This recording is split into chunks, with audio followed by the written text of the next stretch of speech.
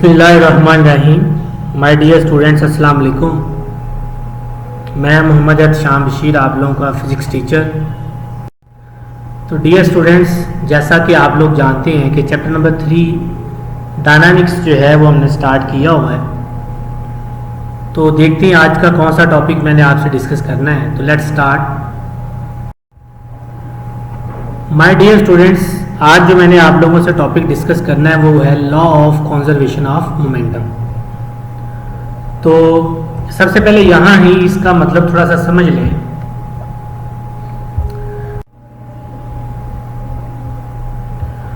Conservation का जो मतलब है ये इसका होता है मतलब कांस्टेंट। मतलब ये ऐसा लॉ है जिसमें जो मोमेंटम होगा किसी भी बॉडी का वो क्या रहेगा, कांस्टेंट रहेगा। मतलब क्या आप ये कह सकते हैं कि जो किसी भी बॉडी में मोमेंटम का मतलब होता है कि क्वांटिटी ऑफ मोशन। तो किसी भी बॉडी में जो क्वांटिटी ऑफ मोशन है वो क्या रहती है, कांस्टेंट रहती है। तो ऐसा लॉ जो हमें जो है वो मोमेंटम के कांस्टेंट होने के बारे में बताता है। मतलब कंजर्वेशन का मतलब होता है कांस्टेंट। माय डियर स्टूडेंट्स, जब हम लॉ ऑफ कंजर्वेशन की हम बात करते हैं तो सबसे पहले हम एक ऐसा सिस्टम पढ़ते हैं जिसको हम आइसोलेटेड सिस्टम कहते हैं। आइसोलेटेड सिस्टम जो है ये एक ऐसा सिस्टम होता है जिसमें कोई एक्सटर्नल फोर्स अप्लाई नहीं करते, लेकिन फिर भी वो जो सिस्टम है उसके जो पार्टिकल हैं वो एक दूसरे के ऊपर फोर्स एक्सर्ट कर रहे होते हैं। जैसे सपोज करें ये आपके पास एक सिलेंडर ऑफ गैसेस है, ये अब ये गैस के पार्टिकल है, ये गैस का पार्टिकल है, ये गैस का पार्टिकल है।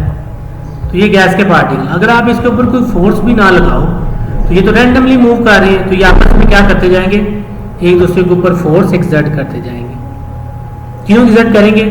क्योंकि गैस के पार्टिकल जो हैं वो रैंडमली मूव करते हैं, इसलिए उनको किसी फोर्स की ज़रूरत नहीं पड़ती। तो ऐसा सिस्टम जिसमें कोई एक्सटर्नल फोर्स अप्लाई नहीं की जाती, फिर भी उनके जो पार्टिकल्स हैं वो आपस में फोर्स एक्सर्ट करते हैं, आइसोलेटेड सिस्टम कहते हैं।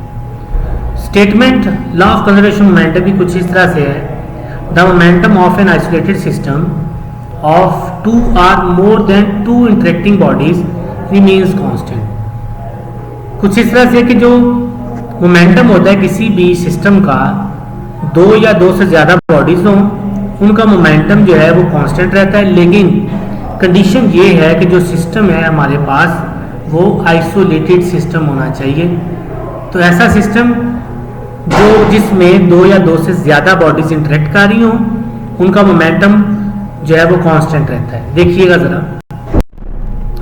तो एक्सप्लेनेशन देते हैं। लेट अस सपोज करें मेरे पास ये दो बॉडीज हैं जिनका एक का मास m1 है, दूसरे का मास m2 है।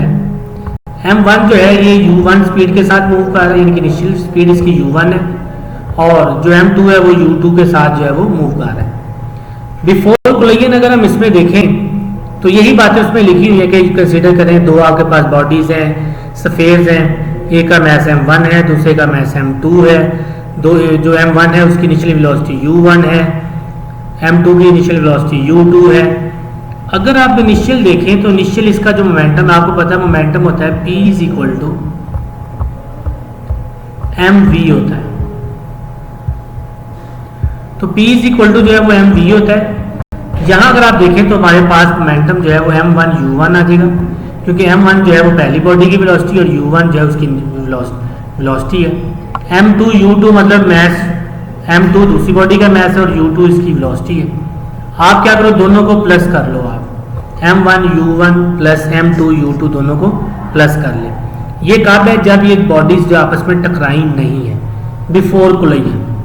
फिर वो आपस में आके टकराती है, टकराने के बाद मैसेज में कोई चेंज नहीं आता। ये डियर स्टूडेंट ध्यान में रखिएगा, मैसेज में चेंज नहीं आता, चेंज आता है उनकी वेलोसिटी में। जैसे आप लोगों को एक एग्जांपल देता हूँ कि आप लोगों में से किसी ने स्नूकर खेला होगा।